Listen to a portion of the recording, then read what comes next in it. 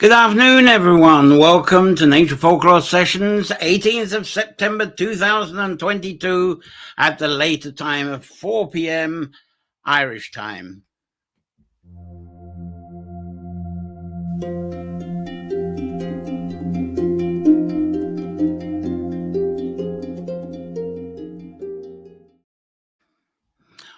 Well, thanks very much for joining us, our weekly time of exploring nature-centered folklore, connecting this within your favorite sanctuary space and expressing inspired visions from your sanctuary through your poetry, writing, art, performance, and even problem solving.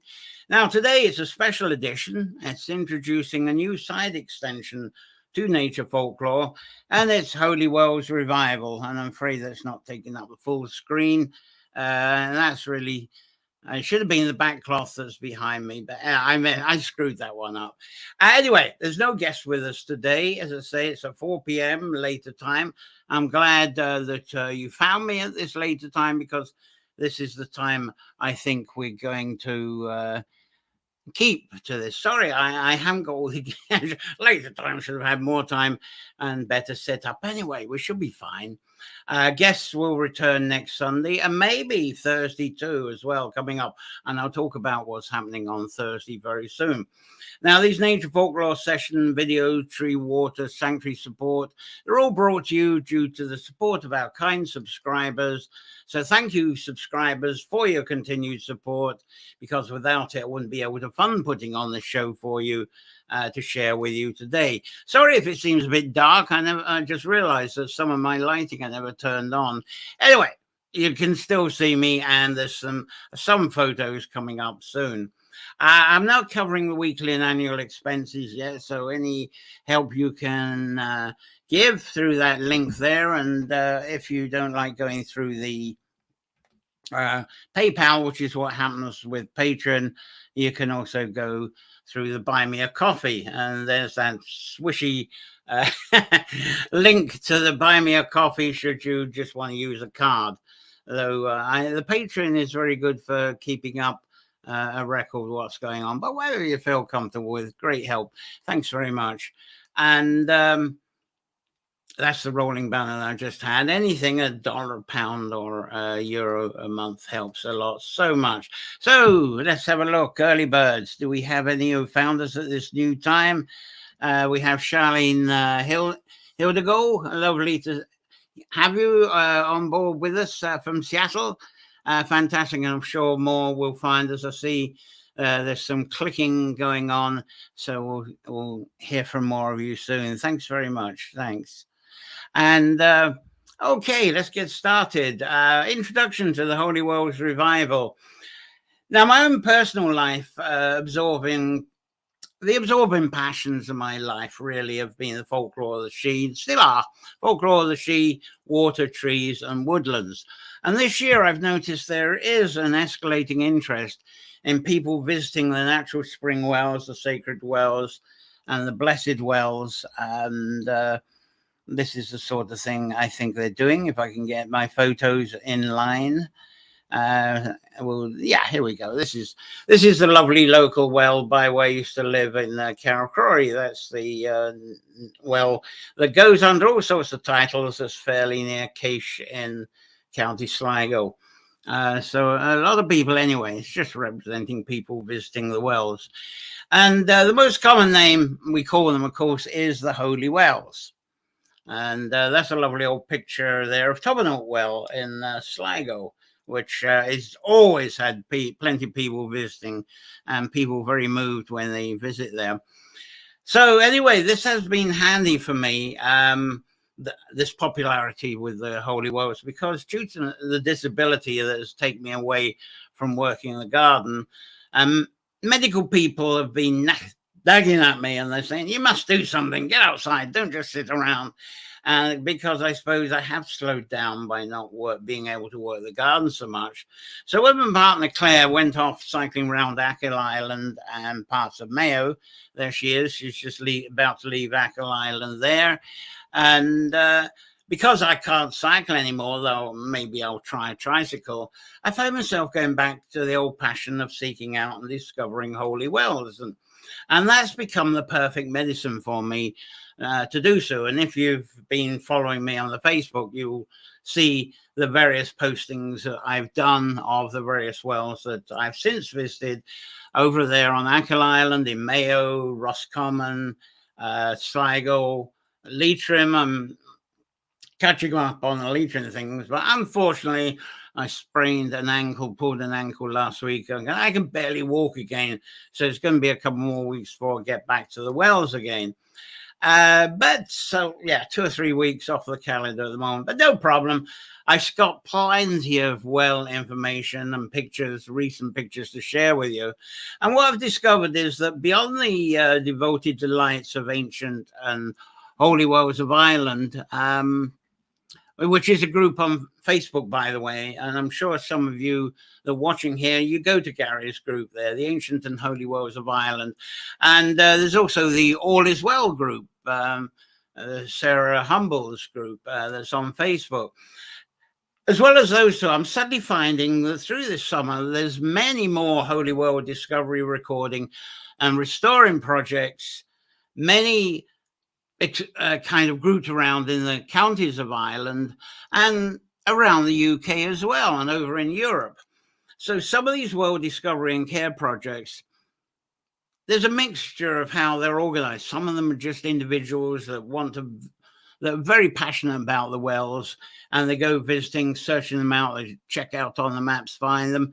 They might help out in the restoration, but their main objective is to record the wells and take photographs. But there are some wonderful local groups. A lot of them have been around for a few years, but certainly new ones have been starting up this summer. And there's some funding about in Ireland, probably is in the UK as well.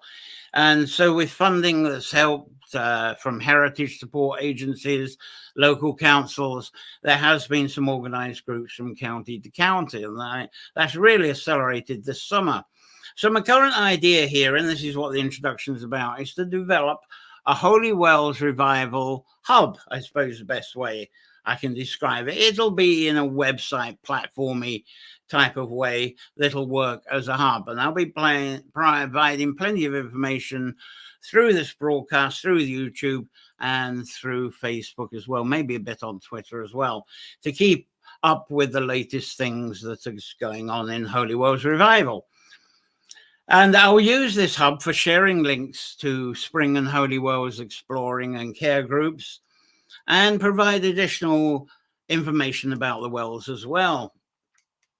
Now, and also link you to new stuff as it happens through the Nature Folklore Well group, and also this weekly Holy Wells Revival broadcast that I'm now going to be doing weekly on Thursdays, as well as the Nature Folklore Patreon page. Those of you who have subscribed to Patreon, you'll know what I mean by that. So let's see who's joined us in the last few minutes. We got Jane Gilgan here. Great to see you, John. Here we go. Sorry to hear about the sprained ankle. And thank you, Jane. Edge of Epping Forest. Oops, Penny Stevenson. Wonderful. So that's Backhurst Hill on the edge of the Epping Forest then. Ginny Davis is here in through the YouTube from Suffolk, UK. Lovely to have you here, Ginny. Thanks very much. Wonderful. So to continue on with what I got here. Now, as a broadcaster, as I say, excuse me a moment while I sort this out. Right, here we go. I haven't got that many photos I would have loved to put on this week, but on the Thursdays when I broadcast this, you'll get lots of photos. And I say, I'm going to be doing a short weekly Holy Wells Revival broadcast. It's going to be on Thursday, 7 p.m., not the 4 o'clock, 7 p.m. Irish time. I'm going to try and limit that to about 30 minutes. I hopefully will start having guests mainly from people with these groups in various counties, not only in Ireland, UK, and across Europe, and even the USA as well. I'm going to invite that very soon. And I'll also, on these Thursday sessions, will update you with weekly news of what's going on in the ancient and holy wells world. Now, I'll be putting this stuff on the Facebook group of Nature Folklore and my own profile. I don't think I'll start a Holy Wells Revival page on Facebook yet. I want to focus on developing the YouTube channel first. So, of course, 30 minutes is shorter than these Nature Folklore sessions. I'm going to be announcing, I'm going to make these a bit shorter as well soon. So there'll be people as guests introducing the holy wells, sacred wells, and sacred water projects they're involved in. So, as I say, I won't be taking this onto Facebook, Twitter, Instagram, etc. just yet. For now, Facebook, the Nature Folklore page will ride the holy well stuff as well. And on Twitter, it'll be on my Woodland Bard page on Twitter as well. And I don't think I'll bother to post on Instagram, TikTok, or the others. So, and of course, on the Patreon page there, I'll share as well. So Nature Folklore will be on that. If that Woodland Bard doesn't work, by the way, on Patreon, maybe I need to change that. I think that's changed to Nature Folklore. So message me if you have a problem with that. So really, the only unique space for Holy Wells Revival is going to be on its own YouTube channel, and also on the Hub Style website that I'm going to be coming up with. Let's see if I can show something on that. There's supposed to be something on that hasn't come up yet. There's a bit of reluctance here. There we go. And that's already surviving, holywellsrevival.com. But you'll find when you click that, it goes through a page on the Nature Folklore channel, because I haven't put the website together yet. I hope to do that between now and Thursday. But there's a start. You can read all about it. And I think there's a link to the YouTube channel there, which, again, I'm going to talk about very soon. What else? On the Holy Wells Revival hub site, I'm going to be able to link to well groups and the explorers I've been talking about. And some of them don't use social media. Not everybody has got a Facebook group or even a YouTube channel. So I'm going to be sharing quite a few well enthusiasts that really just get together and they don't use the social media yet. And I have registered the Holy Wells Revival on YouTube channel, but it hasn't got a nice short address like this Nature Folklore channel has on YouTube. And that's what I'd like to do. This is actually live through the YouTube, through the Holy Wells Revival channel on YouTube, as well as going through Facebook and the Nature Folklore channel. This is simultaneously going through the new Holy Wells Revival channel. It's the first video on that channel. So it'd be amazing if any of you have actually watching through that. I put the link through Facebook earlier.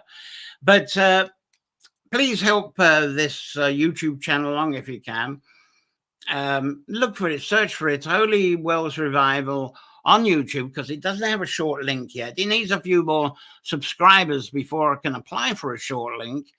If you go over to the Nature Folklore YouTube channel, you'll find a link to it there as well. And if you go on my Facebook profile, you'll find a link. So please do me a favor, go over to the Holy Well Revival channel on YouTube, whichever way you can do it, through searches and links, and put subscribed. And this all helps to build up the numbers so that I can get a proper name to that channel. So thank you very much if you can help on that. I'm going to be, as I say, I'm going to be broadcasting on the Holy Wells Revival show on Thursdays. And I also broadcast that through the Nature Folklore Facebook page for a while. But I want to get this concentrated on the Holy Wells Revival YouTube channel as soon as possible, and make it very dedicated. So please subscribe and let's get this sorted properly. And thank you for being with me today. And we'll get the enthusiasm up for this for sure. Right. So, as I say, what I'll be doing each Thursday is introducing some of the people and groups that are keeping the wells in the landscape and on the maps. These are lovely people recording wells and pools, sacred pools, and they're taking photos, videos, putting up information texts and sharing them wherever they can. And some of these people also are very hands-on. Sarah Humble's very famous for this, whipping communities up, getting hands-on, reviving the wells, reviving the pools, and bringing them more into a modern interest, I suppose you might say. Anyway, let's see who else has joined us and what you're saying here. We've got the Proud Babylonian through YouTube. Hello, Proud Babylonian. Lovely. Ginny Davis, working well through YouTube. Lovely to hear. And Jane says, Holy Wells in Air are glens of peace. I'm definitely going to be talking about that very soon. I've been talking about tree sanctuaries, but the water sanctuaries are just as important. And when you got water surrounded by trees, when you've got that, what do you call them? There's an actual term that's totally gone out of my head, but kind of a boundary around them that where the fields and everything else that might seem toxic are kind of protected from the well. Absolutely beautiful situation. Barrier, that's what I'm trying to think of. When you've got that barrier between the water and the natural trees, so that the things that we're trying to sort of have a few moments from, we can enjoy and be part of. Now, I'm going to talk to you now about some of the resources that will be thrown through the Holy Wells Revival. And Jane says she's celebrating the autumn solstice on Rhode Island here. Brilliant.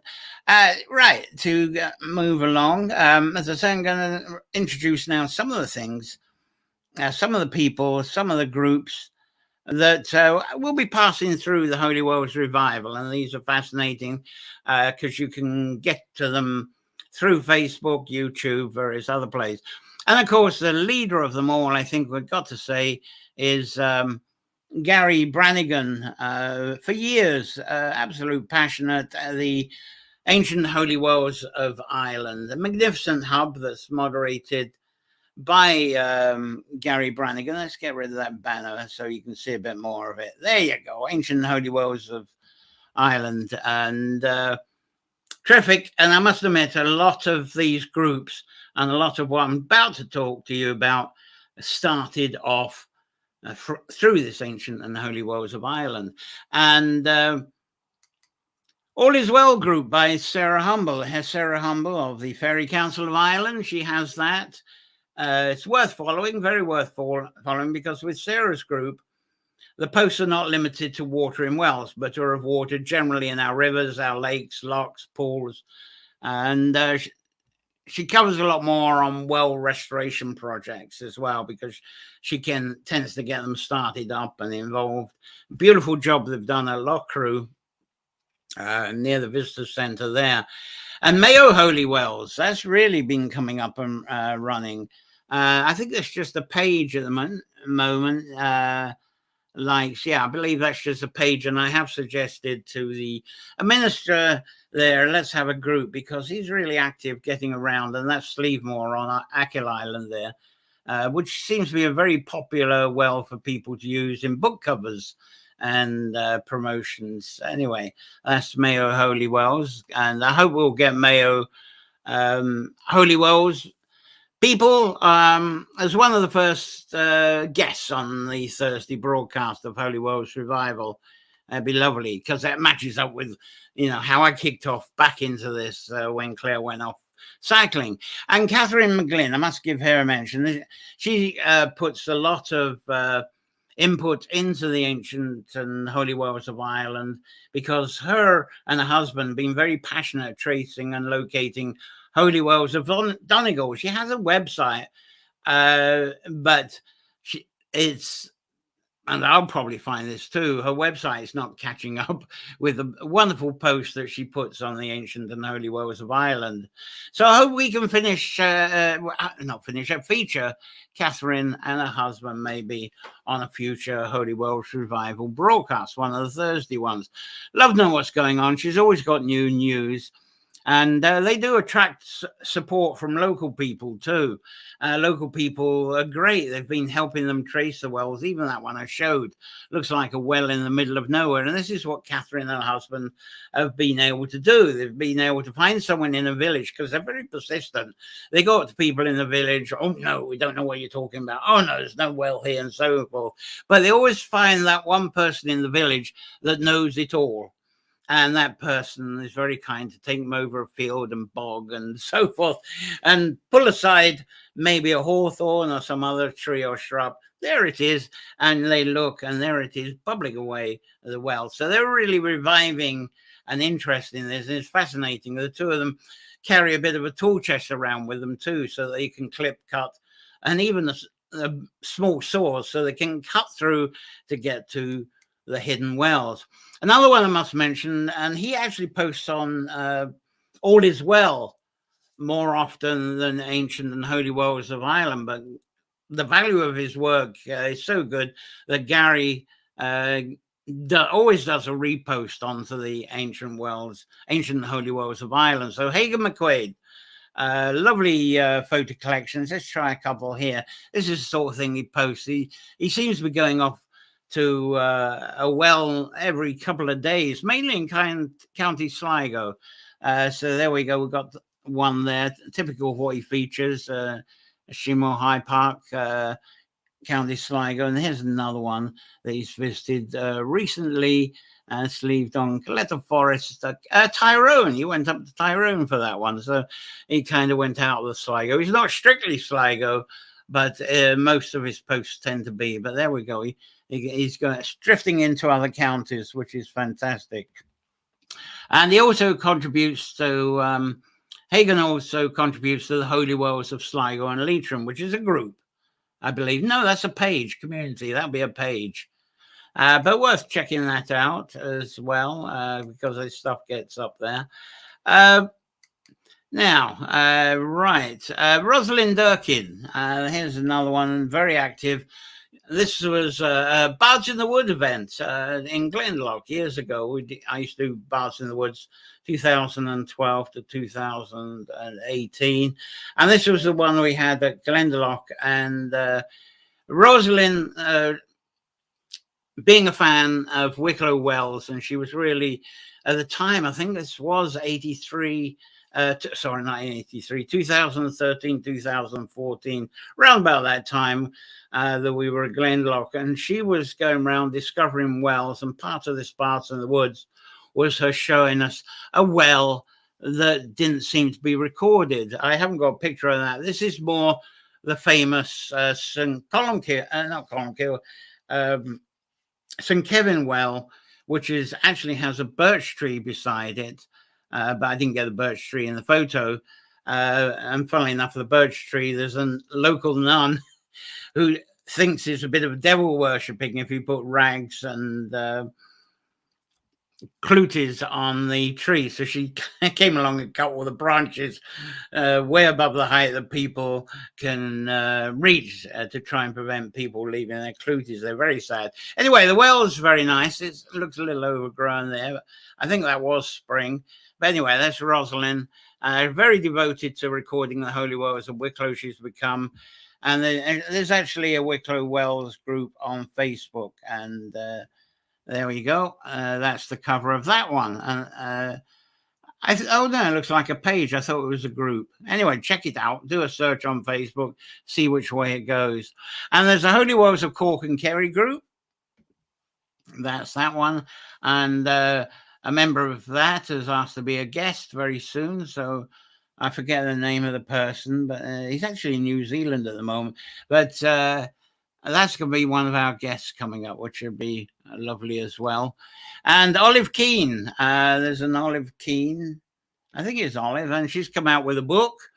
There's not a page for this book, I don't think, but there you go. It's a book just published, Healing Historic and Holy Wells of Waterford. So if you're interested in Waterford, I haven't seen a group for Waterford, but you can perhaps get hold of that book.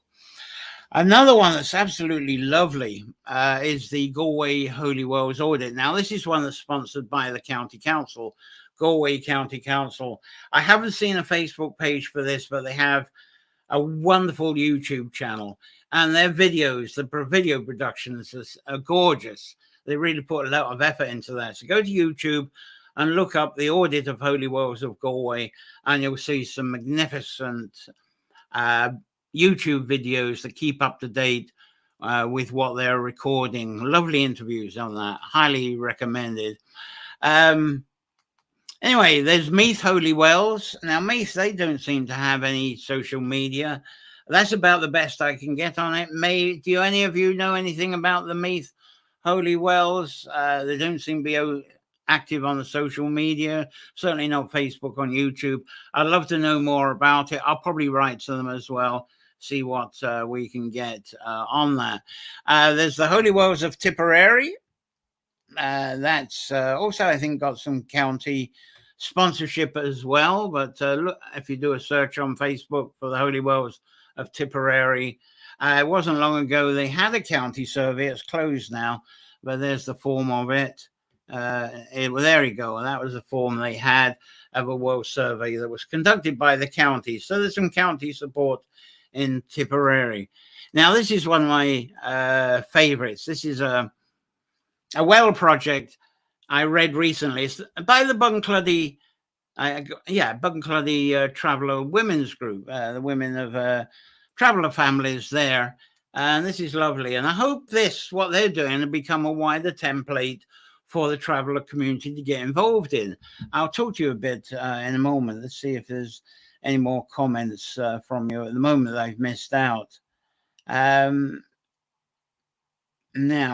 Proud Babylonian has said hello. Right, I think I've caught up with your comments so far. Fabulous, so wonderful. So I'll carry on. The Bunclady that I was talking about there's another newspaper clip from that. Now, let's get... I'm lost here, sorry. Lost on my pictures, and we'll be back in a moment. There we go. The Bunclady Traveller Women's Group, they recently carried out research and restoration on the it's a singular holy well in Ballinacoola in Kilmashall, County Wexford. It's not going to be their only project, but this is the one thing that brought them together. It was funded by the initials are SCTU, which is the Southeastern Technology University. And I hope that what they're doing is, what they're doing is going to become a template for many similar traveller community projects around the country. I think this is wonderful because one thing I have noticed is a lot of 15, 20 years ago, I was meeting traveller people, and a lot of them didn't think it was that important to learn to read and write so much. It wasn't very much in their culture. But a lot of them have decided and have realized there's benefits through this, and they've gone through the educational system. There's a lot of travellers that got degrees now. And I think what's wonderful about this is they've taken their education back to the traditions of the travellers' old culture. And it was a way of having them revive, because it did seem that the travellers, all of their old traditions and their practices were kind of being pushed aside, faded away due to changes in modern culture. And it wasn't long ago, as I say, 15 years ago when I visited Holy Wells. I couldn't find the pictures at the moment, but I often go to Holy Wells, particularly Leitrim and Sligo and Roscommon. And the travellers would actually be there, and they would be collecting water. They'd have their plastic drums of water, and they would also use that space for their faith rituals, contemplations. And sometimes I've seen them do baptism. I saw baptism of the White Well in Tara by travellers once as well, and I've seen it in Leitrim. So it's wonderful how this is going back, because as I was going to the wells over the years, it was less and less travellers. There wasn't the conversation. So it's great, the education and the sponsorship by the university, taking them back to the wells. Let's hope this happens around the country, because there's no better culture in the country for reviving and bringing the spirit of the holy wells back. That's what I feel. Another one I'd like to introduce to you, I wonder if I got the picture. No, I didn't get the picture up for this one. If you can look it up in Facebook, Women of the Water. They've got a Facebook page, and they've got a website. So look for that, Women of the Water. It's on Facebook. Sorry, I didn't have the picture up. And it goes beyond Ireland, and they go overseas as well. And they're not just holy wells, they're sacred pools as well. Anything with sacred water. And so those are some of the links to the holy wells and sacred groups that I'll feature on the Holy Wells Revival show on the Thursdays. So please message me to link me with other wells, water and pool caring groups that are around the world, especially if you're not watching from Ireland right now, especially from the USA. So one thing I must say, this project, though it sounds as if it might be all Ireland, it isn't. I hope that Holy Well Revival will be for the whole world. So anybody can contribute to this water sources hub. And I know there's a Scotland Holy Wells and Healing Springs group, if I can find that. That's theirs. No, it isn't. That should be theirs. No, it isn't. There's reluctance for the photo to come up. There we go. Scotland Holy Wells and the Healing Springs. That's on Facebook as well. And to go wider a bit, there's the Sacred Springs of Britain. The Holy Wells, Healing Wells, and Sacred Springs of Britain, another Facebook group. Although that, unfortunately, it's an extremely wide group. They go off into other subjects. They sort of lose the plot. But have a look. There's a few interesting contributions there. There's also the Holy Wells of Britain page. It's very different. It's not a group. It's an actual page. But check that out. They have additions. And there's probably additions that you can put there. Go to that. That's fascinating as well. There's the going to Scotland. There's the Scottish Borders. That's the Sacred and Holy Wells of Scotland Borders and Beyond. Again, it's a page, not a group at the moment. And there's various groups around England that seem to be represented by pages rather than shared groups. Groups, very common, it seems, in Ireland, but not so much in England. I don't know why, or the UK. It'd be nice if they started up more groups and encouraged to take their pages into groups. Holy Wells of Cornwall, that's another one as well. Let's see what we got here. Yeah, I think that's a page. It might be a group. Check that one out. Cornish Holy Ancient Healing Historic Welsh. Might be lucky and find that's actually a group. There's Holy Wells of Dorset. There you go. That's a page, definitely. There's the Isle of Man one as well. There's Devon. There we go. We got Devon. And we got Warwickshire, Holy Sacred Roadside Wells and Springs of Warwickshire. And as I say, the Isle of Man, which that looks like as if it's a page. And France, you know, there's France. We got going away overseas a bit more. There's the one of France, Holy Wells and Sacred Springs of France. And that's a group. That is a group. And there's one as well, which is very ambitious. Click over, please. There we go. Holy Wells, Healing Waters of Ancient Wells of the World outside of the UK. Group, it's a very loose group, but worth checking out. Now, one important resource I've not mentioned so far is Gary Brannigan's got an excellent book, The Ancient and Holy Wells of Dublin. And that's there. Oh no, that isn't it. Oh dear, don't say I haven't got it up. No, that's well, it's in there. Ancient Holy Wells of Dublin. I did have a separate feed for his, but it doesn't seem to have come up in my photo section.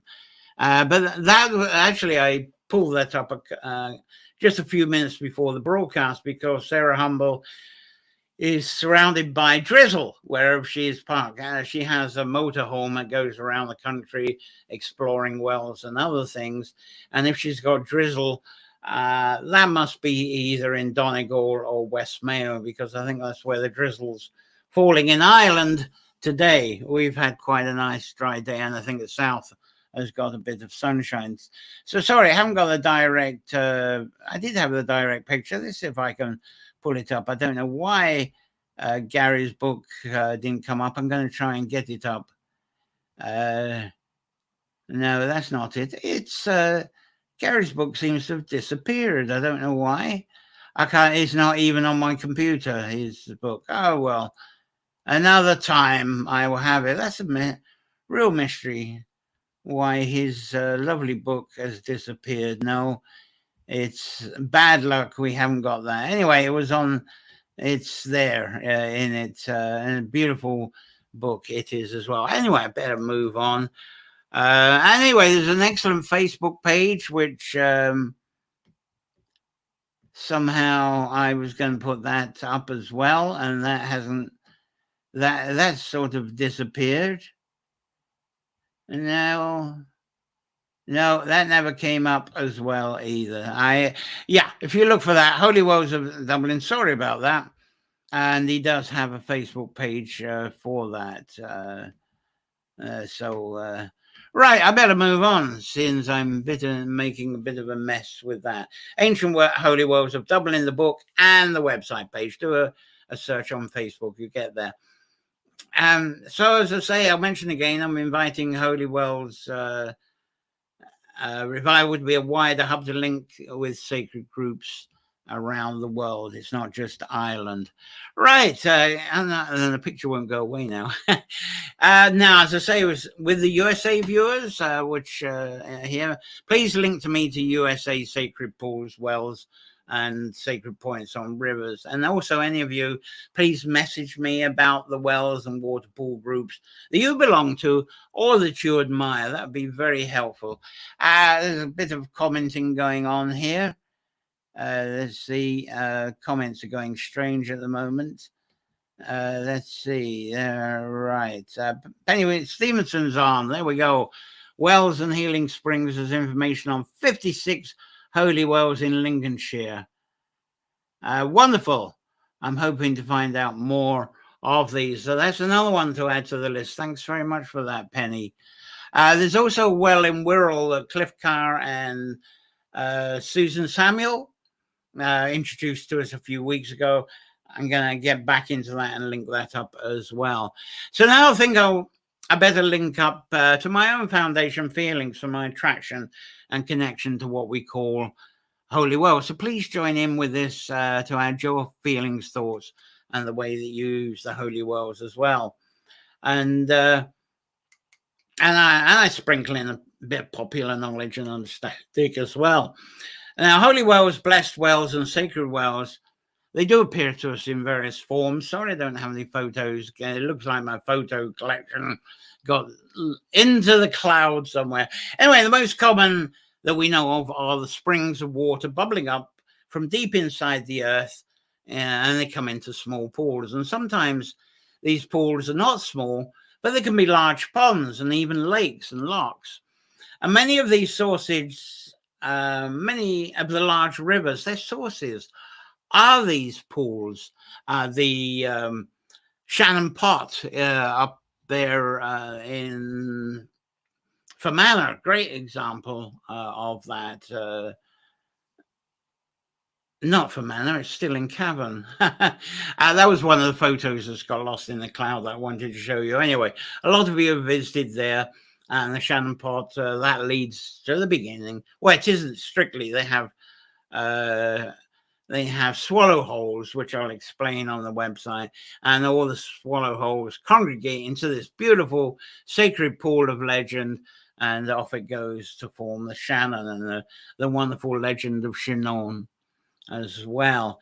But there's various places. You go to Belcoo, the St. Patrick's Well there. That's a lovely big pond as well. And Ugla, we're near Tulsk, is another one. So there's various that are quite large. And even Loch Key, that's near Boyle, though it's not regarded as a holy well, that's very much a spring that's bubbling up. So there's quite a few legends around that as well. So many of these wells and these pools, they're sources of large rivers, but some are merely sources of little brooks, burns and tributaries that meet up into the large rivers, and they eventually reach the sea and the ocean. Now, those rivers, streams and burns and brooks, many of them regarded sacred, and of course it's water, so that's precious too. And I think the preciousness of water is very underrated. We should regard it as extremely precious, because to me, all life, all fresh life is water. All fresh giving life is water. And going back to the springs that we call holy wells, a lot of people, when they think of holy, they think of the doctrines of the Christian faith, I think. But let's go back to the Saxon origins. Saxons have words, ancient words, medieval words, that seem to vary from Heil to Heil. And the meaning of that, because all words are about conditions and feelings rather than things. So the general meaning is a condition, a state of wholesomeness, a state of containing life. And I always think that if the entities we describe all over the world that rise up into our realm of thought, when we are beside these wells or pools or any deep source springs, perhaps the Greek water nymphs is a great example. They're perhaps the best known. And along with the fae, the sprites, especially in Cornwall with the sprites, and the fairies, and the she. I like to think, I interpret the life from water as being the she myself.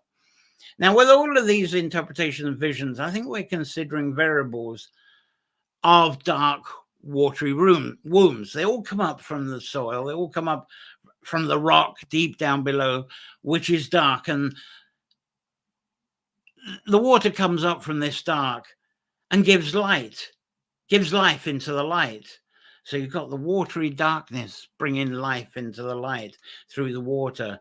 Just like our individual human bodies, the way they're formed. We're all formed in a dark womb, and then we come out into the light. We're born into the light. So to me, the entities create stories of something visual that we can relate to. It's good to have the entities and in a form, because to me, the life in the water, it's unseen. We don't have a language good enough to describe it, really, limited. So, but we can, being creative people with hands, we can put stuff together. We can create images that explain the entities to us, that we can use in stories or something visual like our art and sculpture and so forth. But the heart and life of this is the water, and that's why I regard this as being precious, because it holds life. And with holy wells, most of us, especially within Ireland and UK, relate to the Christian associations of these wells. We can think all kinds of reasons why the church took over and venerated these springs and venerated them to carry the names and spirits of saints. But what does seem common, whether we think pre-Christian, Christian, or draw any sort of lines and boundaries at all, is that these spring wells, they've always, right from the beginning of humans existing on Earth, they've always been associated with wisdom, healing, and fertility. Now, not all Christians appreciate their holy wells, though. Going back especially 15th, 16th century onwards, the Protestant and Puritan branches of Christianity, they started relating to the wells having an association with satanic paganism. And this was following the whole witch nonsense, which I'm starting, by the way, to explain from next Sunday. So to them, the collecting around the wells and the deep, from the dark, that's people associating with the devil. It's the meeting places of witches, and being around the well, we're going to be enchanted with sin. So that was very much the Puritan Protestant approach. But as much as the Protestant ministers tried to keep their congregations away from these wells, These wells and the sacred water, it's in the souls and psyche of the members of their congregation. They can't just preach that out of them. They have a sense of duty to, or they did to come into the church and pretend that they were following exactly what their ministers and priests were saying to them, but they still had this sacred psyche with them. And there's no way of breaking that away from the people. As this was their, for a start, the well water was the source of their water. They didn't have faucets and taps. These wells were the sources of their domestic and animal water that they need, and also for watering the plants, maybe. So the compromise that the Protestant dogma fortunately went towards was to rebrand the wells as being healing spas. And to them, by rebranding them as healing spas, it meant they had no connection with the saints, which, you know, they were a little bit skeptical of the Catholic saints anyway, and certainly no connection to the little people. These were healing spas. So suddenly this sacred water that became spas had this branding of being medicine, the medicine of water and what was in it. Now, holy wells today, they have a mixed outcome and future because people they're not so tied with churches as they once were. I think a lot of people are trying to form new doctrines because that's what they're brought up with. But I think people are breaking away from dogma and doctrines anyway. But the majority of holy wells that were used, unfortunately, that were around, say, in the 19th century, a lot of them are now overgrown, or they've been filled in by farmers as a precaution of not injuring their animals. Now, some of these wells, they can be rescued again, like I was talking about Catherine and her husband up in Donegal, and also with Sarah Humble and others. They've managed to get support from local farmers, local community who tell their stories of what the well was like when people visited when they were a child. Yet now it's filled in, and suddenly they're eager to bring it back again. And they talk around with the community, and that brings like the revival, and also like those traveler women that I mentioned earlier.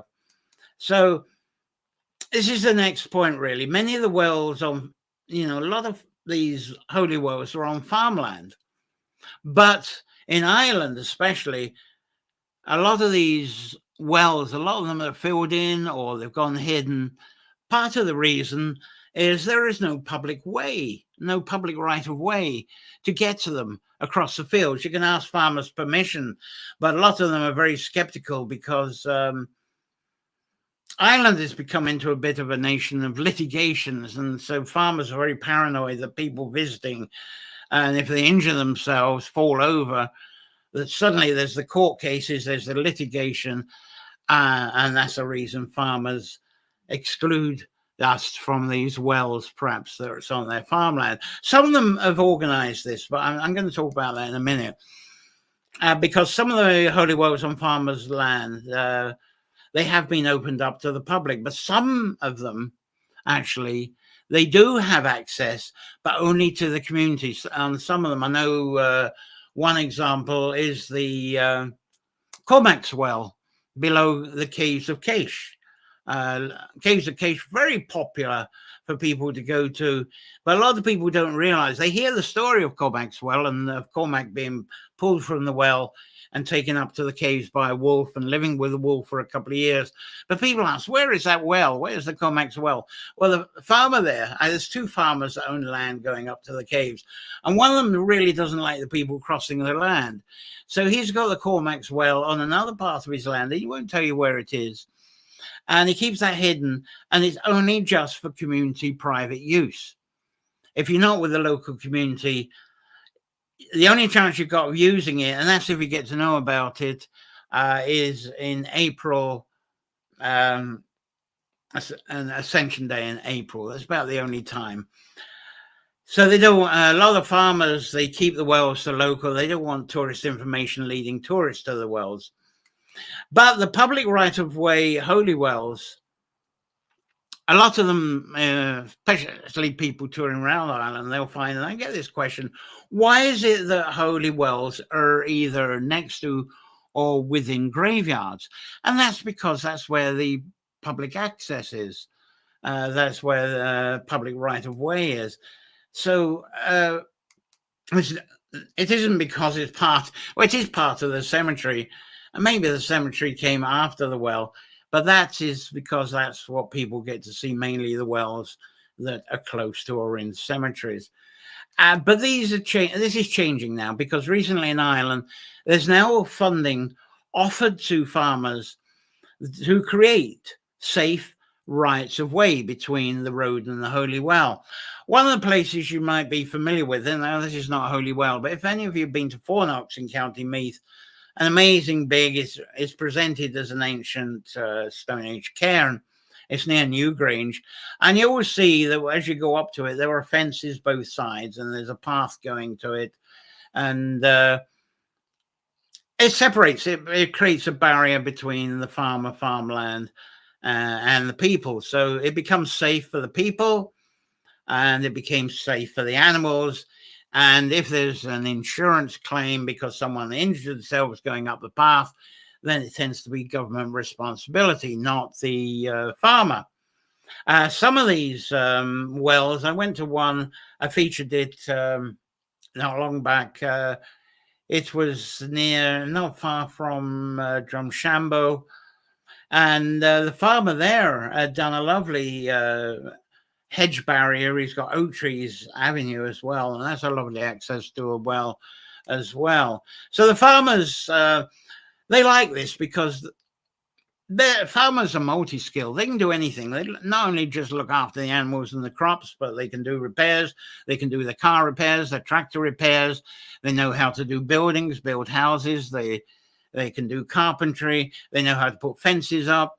They know how to put gates up. So with all these multi-skills, to create the safe public area for access to the wells and other places that people like to visit, they get paid for doing that as well as getting their annual grant for keeping that area for the public as well. So the farmers actually do quite nicely out of this. So any questions about that so far? And I'm nearly finished now. I'm going to try and keep just to the hour with this. Have I missed any of your comments? No, I haven't. Anyway,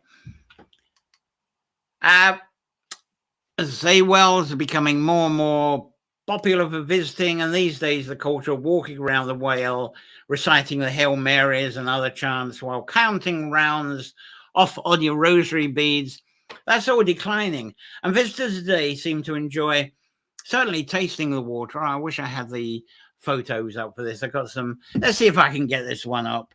If I can. I think this is a lovely photo if it's here. I might not have got it up. Yes, I think I have.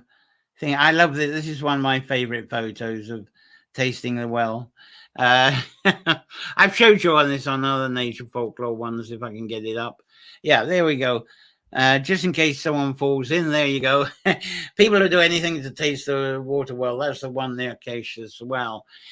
So people enjoy tasting the water, bathing in the water as well, and maybe taking some of the water away. And also, while present, enjoying some quiet contemplation for meditation and prayers. And I'm going to change my virtual background for this last bit, because this is a lovely one. This is actually known as the Serpent's Head. This is in, I'm going to change that for the background. And that is in Monaster Aidan. That's in County Sligo. That's actually a Boulogne stone where the Kirsten stone would have been put in. People are still trying to interpret what that is. And there is a person there that's contemplating. So people enjoy being present at the wells, contemplating, quiet time, meditation, prayers as well. And holy wells have also become places of social gatherings, of very respectful social gatherings, such as sharing music, poetry, and some people even bring small picnics along and clear up very well after them as well. And some social gatherings are there to attend to the flowers and herbs. And some of the more and more of these wells have a boundary of gardens that adds to the peace of it. And so there's a lovely gathering, people coming together with that, and they'll share a bit of a picnic whilst they do that as well. So it's very much a place not only for contemplation, but for community as well. So it's all about caring, isn't it? And but the holy wells, they're still open without bias for those who still hold the need for chanting the Hail Marys and rosary beads. Why not? If that's their passion, that's what their connection is, that's the way to go. And there's absolutely no bias. The wells, it's just got a wider use for now. Now, through the Republic of Ireland, holy wells are supposed to be, this is serious stuff now, they're supposed to be under the care of the OPW. Interpret what you will out of OPW. No, I won't. This is a family show. I'm not going to repeat some of them. Office of Public Works is what it's supposed to be. But until recently, the OPW seem to have paid much attention to the wells, except there has been some interesting archaeological finds by some of the wells. So that's perked up the OPW a little bit to look at them further. But sadly, when they do decide to do an archaeological dig, that means the well gets closed to public access for a few years. When OPW decide to do a research on a place, it just seems to take forever, unfortunately. Anyway, through the UK, they've got the National Trust. Their approach, fortunately, I wish we had this, it's much more community and people connected. They've got holy wells that are in their care under the National Trust, and the National Trust really look after the holy wells very well, and they do encourage people to visit them, very different to our OPW. So what is the attitude to sacred holy wells where you live? If you don't live in Ireland or UK, what's the attitude to wells? Or even if you live in, what's the attitude to the wells that live near where you live? Now, the famous Irish poet Seamus Heaney, I'm not going to recite it, but he wrote a poem called The Cure at Troy. And this poem is a tribute to holy wells, and it was actually read out by President Joe Biden on Irish RT television when he was here. And when Joe Biden did this, I believe it inspired a USA-based holy wells researcher, Dr. Celeste Ray, and she set up a database of Irish holy wells. And that's a constant project in the making, as I know that Holy Wells Revival is now going to be. But one of the disadvantages is Dr. Ray does live in the USA, so it limits how much time she can actually put to coordinate communities to take part, because she's involved in various other projects, some various nature projects in the USA as well. And I know I'm really stretching it a little bit, maybe by doing Nature Folklore each Sunday, and I'm doing this wells on the side. But as I say, the old people say, get yourself out there. So this is what's really picked me up, because to me, that's sanctuaries as well as the trees. And that's very much the theme. Everything from Nature Folklore, to me, in a way, it comes from these wells. That's the starting point.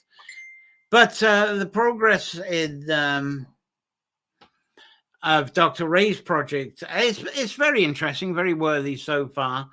Anyway, let's have some comments coming through. And grateful, Sharon says she's very grateful. And I'm just looking at Penny Stevenson talking about the link there again, which is fantastic. And she's just messaged me that, which is really good. Anyway, I think one further point I'd better go over, and I love this. Actually, this relates to when I lived in the USA for a while. Dr. Ray points out that she talks about the folk science of holy wells. And I learned similar in my all too brief time living in Utah, where the waters from the wells there, the natural wells, they're very chelated with minerals there. And those minerals have a huge potential with healing. The native people that lived in Utah and other places, these wells were so precious for the medicine chest, well, for people who are doing natural healing for them too. And Dr. Ray pointed out a few examples in her book of Holy Wells. And some of the examples, what I knew anyway, and you may well know, and this gives a lovely practical purpose to these wells, as well as the sort of mystery and sacredness. So let's start with magnesium. That's great for muscle nutrition and also heart muscle nutrition especially. So there's a lot of magnesium in some of these wells. They come up out of the dark, out of the deep part of the well. And when they're not getting the oxygen, then the ions are increased. And when there's ions, you get chelating, basic chemistry. There's iron. You go to Leitrim, some of the Leitrim wells, if you go to St. Hugh's on the way between Dromahair and Dowra, there's plenty of iron in the water, and that helps people who are anemic, of course, people who bleed too easy. And also, if you go the other side of Cavan, I'm trying to think of the name of the place. I mentioned it. No, it's gone out of my mind at the moment. But I talked about the area of Maxleck when I talked about the Croms. It's that area. Over there, their wells have sulfur in the water. It's funny, I'm trying to think of the name of the main village there. I keep thinking it's Zanzibar. It's something that sounds like Zanzibar, but I just can't think of the name at the moment. But anyway, when you get these sulfur wells, which is over that side, the sulfur's great for digestion, for really sort of tuning up the digestion as well. And when your digestion gets sorted out, your skin improves as well. There are shoreline holy wells. Again, I wanted to bring up pictures of those, but they've got lost. And what happens is on the shoreline, you get brackish water. You get the seawater mixed in with the spring water from deep below. And that's chelated sodium, basic sodium chloride. Nice sort of natural sea salt, but not too thick, not too heavy. So that's also great for eyes. A lot of these shoreline wells, they say, is wonderful for seeing better. And when you got a little bit of brackish water, great eye wash, great eye nutrition. So these holy wells are not just believed in for healing, though. Some also, that's some of the healing things I've given you. But people will contemplate, they'll get ideas, they'll get intuition, they'll get inspiration. They get this magic sacredness from the fae, from the fairies, from the sprites, from the she. All of this inspiration and wisdom that's served by the she, etc.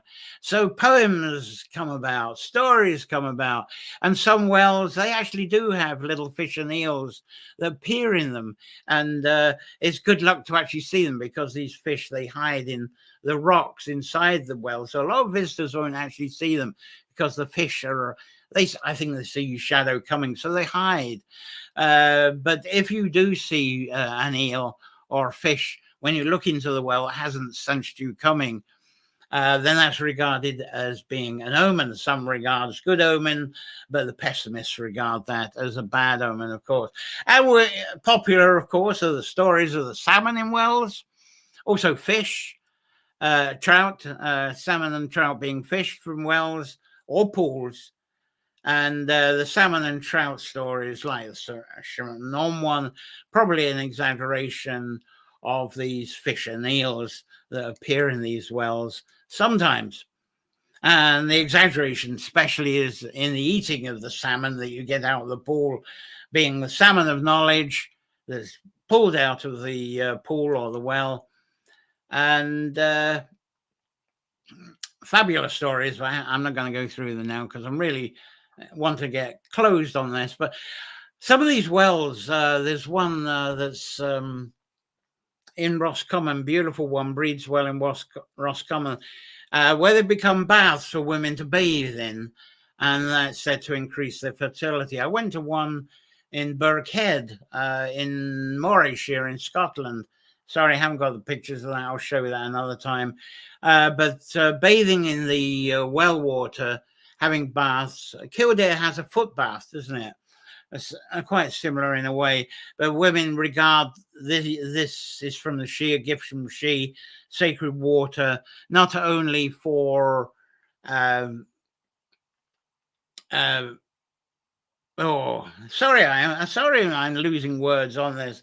No, I'm losing my words. Anyway, so not only for... No, I'm sorry. I'm suddenly going to senile this afternoon. But anyway, wells are used for bathing and later baptizing. That's what I'm saying. So the idea is track the water while bathing to enhance the fertility. Then through the fertility, the child is created and born, and that same pool used for the baptism of the newborn child as well.